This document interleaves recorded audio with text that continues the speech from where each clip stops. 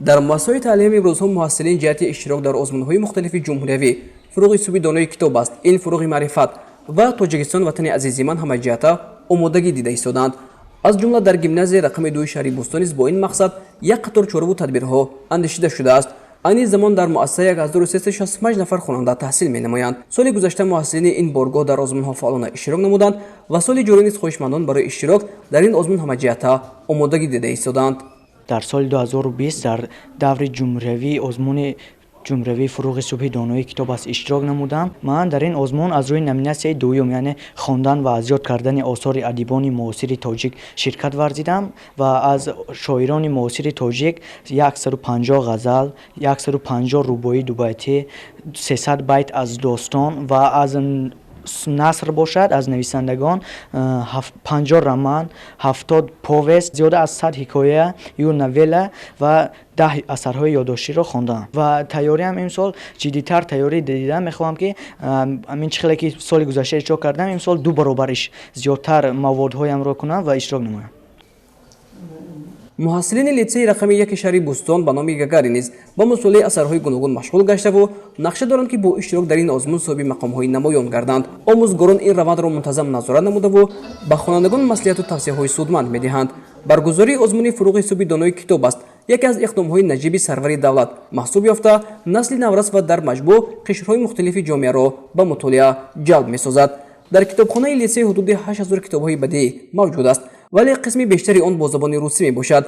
مسئولین کوشش به خرج داده ایستادند که ادبیات‌های تازه‌نش را هرچه بیشتر به کتابخانه وارد و دسترسی خوانندگان نمایند. خوانندگان ما دائم بعد درس در وقت فارغ شدن از درس به کتابخانه تشریف آورده، اینچنین از خوانندگان صنف‌های بالایی نیز در وقت‌های خالی خودشان به کتابخانه تشریف آورده کتاب‌هایی که به امین فروغ صبحی دانایی داخل دارند ما به آنها دسترس می‌کنیم و آنها کتاب‌ها را گرفته از آن خوانده بهره مند می‌شوند. سال گذشته 42 نفر محصلین مؤسسه تحصیلات میانه عمومی رقم 3 شهر بوستان در دوره‌های مختلف آزمون جمهوریوی فروغ صوبی دانای کتاب است شرکت ورزیدند. در مؤسسه 1351 نفر خواننده تحصیل نموده ایستادند و این حال 65 نفری آنها برای اشتراک در آزمون همه جهت آمادگی می‌گیرند. در مؤسسه با مقصد جلب بیشتری خوانندگان به مطالعه محفل‌های گوناگون نیز عمل می‌کند.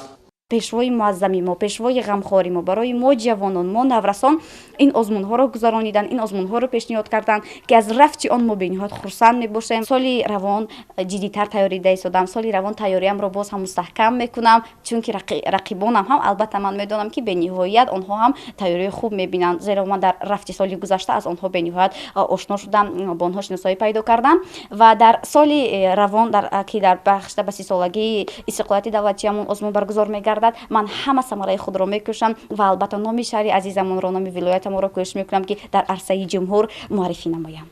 باعث ذکر است که در کشور برگزاری آزمون جمهوریوی فروغ صوبی دانای کتاب است. اثبات نمود که مردم تاجیک در حقیقت مثل گذشته خویش کتابدان و کتابخوانند. سال سوم است که در کشور این آزمون برگزار میگردد. در مؤسسه تحصیلات میانه عمومی رقم 10 شهر بوستان سال گذشته 14 نفر خوانندگان در آزمون فروغ صوبی دانای کتاب است شرکت ورزیده توانستند که برخی از آنها در دور جمهوریوی نیز اشتراک نمایند. امروز نیز محصلین این بارگاه معرفت با شوق زیاد همه جانبه برای اشتراک در آزمون‌های جمهوریوی تیاری دیده ایستادند.